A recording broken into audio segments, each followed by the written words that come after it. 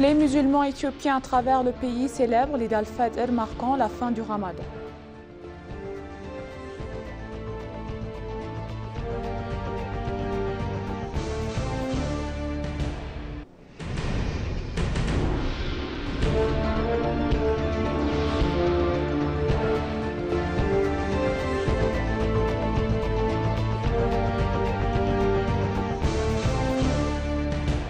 L'Éthiopie a participé à la réunion des BRICS pour le Moyen-Orient et l'Afrique du Nord.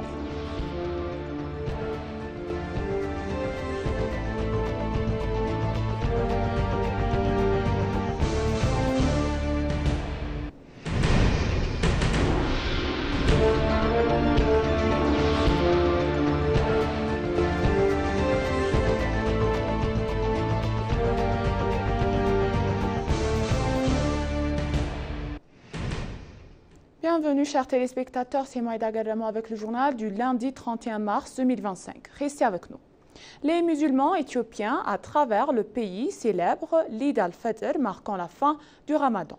Les musulmans ont également marché en grand nombre vers le stade d'Addis Abeba avec des rassemblements, des prières et des célébrations dans des endroits comme Addis Abeba Stadium ainsi que pour visiter des êtres chers et partager des repas.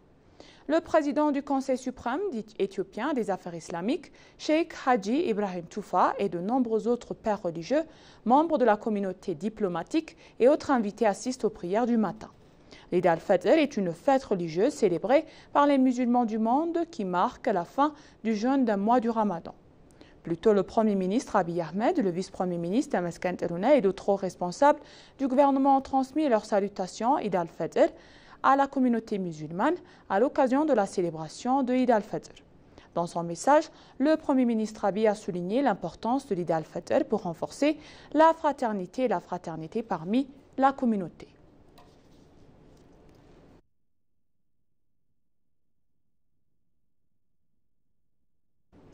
La maire de la ville d'Addis Abeba, Adanecha Abebe, a célébré le 1446e fête de l'Eid al-Fitr au travail avec les ouvriers, les gestionnaires, les entrepreneurs et les consultants impliqués dans le projet du développement du corridor. La maire a déclaré qu'en son nom et au nom de l'administration municipale, elle souhaitait remercier tous ceux qui célèbrent cette fête en travaillant dur et qui travaillent sans relâche pour construire le pays et sortir de la pauvreté sans prendre un jour de congé.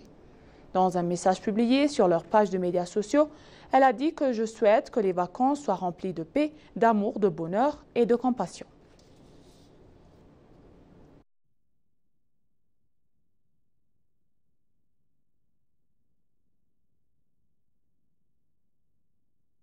Oustaz Aboubakar Ahmed, le chef du bureau du Conseil suprême des affaires islamiques d'Éthiopie, a déclaré que les bonnes valeurs de compassion, entraide et d'autres valeurs que nous pratiquons pendant le mois de Ramadan devraient toujours faire partie de nos vies.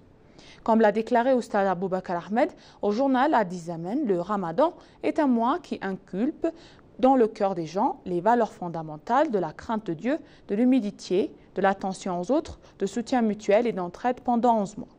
C'est pourquoi nous devons toujours intégrer dans notre vie quotidienne les valeurs de compassion, de compréhension et de gentillesse envers les autres que nous pratiquons pendant le mois de Ramadan, a-t-il déclaré. Il a mentionné que le Ramadan est un mois où les bonnes actions sont largement accomplies car on vit bien que d'autres biens autrui. Et il a déclaré que cette action devrait être une habitude que les gens devraient toujours avoir.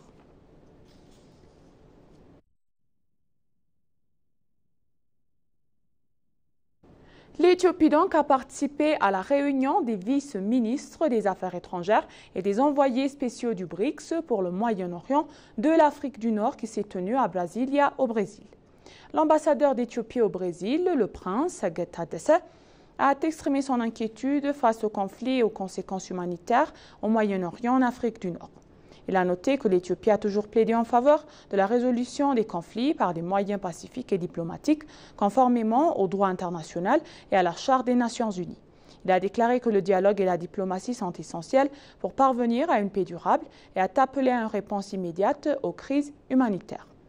L'ambassadeur, qui a déclaré que l'Éthiopie avait une tolérance zéro à l'égard du terrorisme sous quelque forme aux manifestations qui ce soit, a souligné la nécessité de renforcer la coopération et le partenariat international pour lutter contre les groupes terroristes. L'ambassadeur Lulsaged a informé les réunions des efforts en cours de l'Éthiopie pour instaurer une paix durable au Soudan. Il a appelé les pays membres du BRICS à continuer de renforcer leur soutien humanitaire au peuple soudanais. D'autre part, l'ambassadeur Prince Saged a déclaré que l'Éthiopie a de plus grandes populations parmi les pays africains bordant la mer Rouge et l'océan Indien et a appelé à la communauté internationale à jouer son rôle dans la promotion d'une coopération internationale inclusive dans la mer Rouge et l'océan Indien.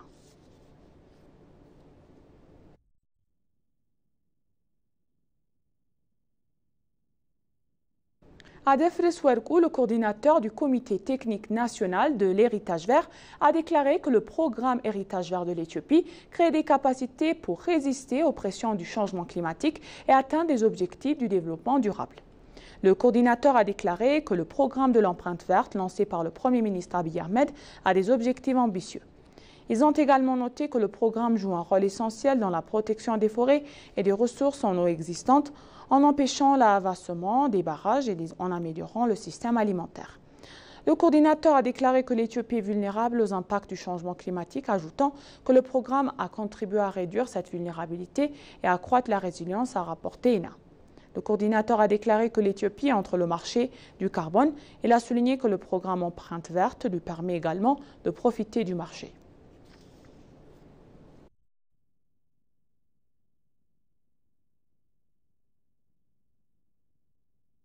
L'Institut éthiopien des sciences spatiales et géospatiales a annoncé que l'Éthiopie a été sélectionnée comme pays hôte de la 8e conférence de l'Union astronomique africaine. La 5e conférence et l'Assemblée générale de la Société africaine d'astronomie s'est tenue à Johannesburg en Afrique du Sud du 15 au 19 mars 2017. La conférence a élu l'Éthiopienne Amare Abebe, le professeur, pour diriger l'association en tant que président pour les 3 prochaines années. L'Institut a annoncé que l'Éthiopie a été sélectionnée dans le cadre d'un concours pour accueillir la conférence et l'Assemblée générale de la Société africaine d'astronomie.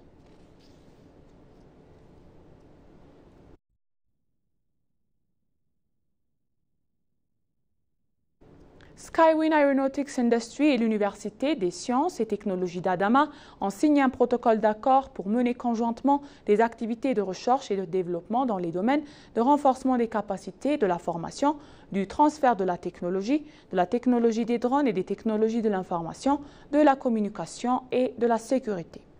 Selon le directeur général du Service national de renseignement et de sécurité, Atossi Saitola, qui a cité à l'événement, l'accord renforcera davantage les capacités internes dans le secteur technologique, dans le processus de la sauvegarde, de la sécurité nationale et de la souveraineté. Cela renforce également le lien entre l'industrie et l'université. Le directeur général adjoint a déclaré que l'accord conclu avec l'université est d'une grande importance pour renforcer conjointement la capacité de fournir des produits de drones améliorés qui sont le résultat de la recherche et du développement de Skywin Aeronautics Industry au marché africain et mondial. Pour sa part, le président de l'Université des sciences et technologies d'Adama, Dr Mimguta, a déclaré que son université s'engage à produire une main-d'œuvre compétitive à l'échelle mondiale dans le secteur technologique et à développer la technologie. Il a déclaré qu'il travaille pour remplir la mission qui lui a été confiée en termes de pratique et d'amélioration.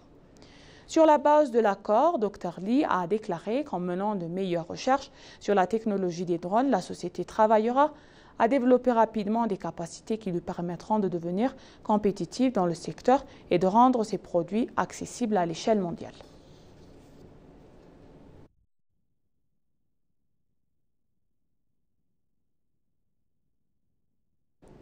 Des responsables gouvernementaux, des experts en migration, les représentants de la diaspora, des acteurs du secteur privé de la société civile et des jeunes leaders se sont réunis à Mombasa pour réclamer des avancées concrètes dans la ratification du protocole de l'Union africaine sur la libre circulation des personnes.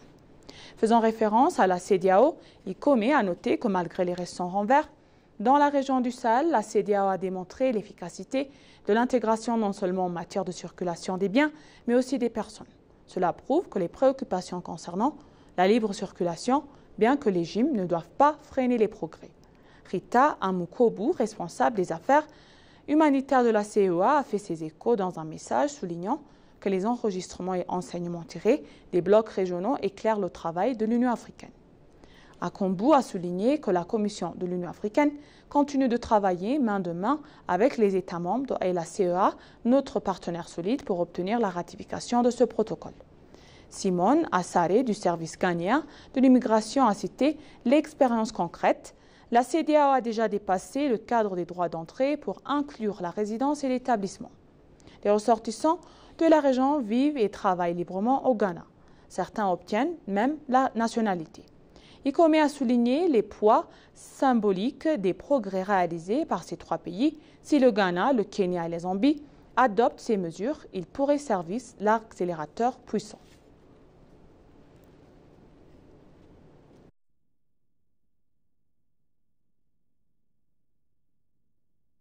Et maintenant, chers téléspectateurs, je vous rappelle les titres principaux. Les musulmans éthiopiens à travers le pays célèbrent l'Eid al-Fitr marquant la fin du Ramadan.